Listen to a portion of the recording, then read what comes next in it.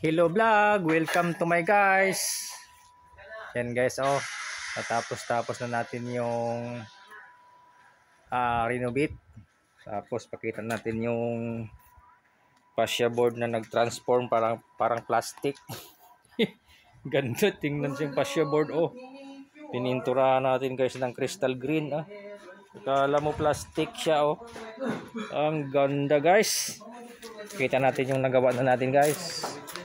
Nasa 30% na tayo, yan oh. Yan guys, yung ano natin, yung gutter natin is box type. Tapos yung ano dun oh, atik-atik, flashing. Yan yung mga ano natin guys, materials natin. Ikot tayo dito sa kabilang kanto para makita natin yung complex natin. Yan guys, oh, pag sa kanto guys, talagang pinapina yan guys, kagit-kagit. Yan na naman oh, yung ganun na style sa kanto. Yung kanto na palabas. Ayan guys, 0-0 din yan. Para di tayo masita ng engineer. Ayan. Ayan guys, oh. Pagdating sa attic, nakakabit na tayo doon ng one side flashing, in flashing. Tapos dito sa kabila, yun na lang. Tapos yan guys. So, ang materials natin is 0.5 box type. Ang kapal ng gutter natin 0.5, tapos yung fascia board natin is 1.35 galvanized.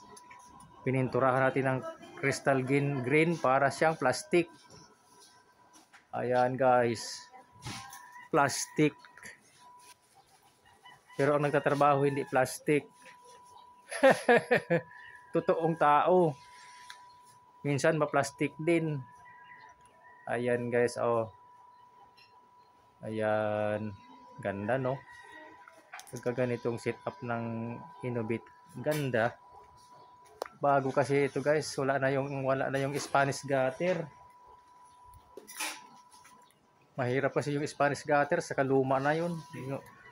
Mahal yun kasi maraming binding. Ito kukunti lang yung binding. Kaya mura lang ang pabinding natin kaysa yung Spanish gutter, yung mahal yun. Ang daming yupi-yupi kasi yun, daming tupi-tupi. Ayan guys, so malapit na. 30%. Shout out sa inyo mga guys. Ayan oh. Yun oh. Ayun oh, ganda oh. Tapos meron pa tayong ginubuo dito. Ito. Ayan guys, oh, yung mga kanto na kanto talaga. Yung talagang ano talaga.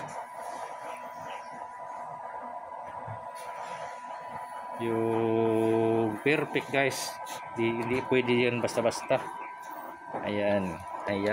So ganito na lang po.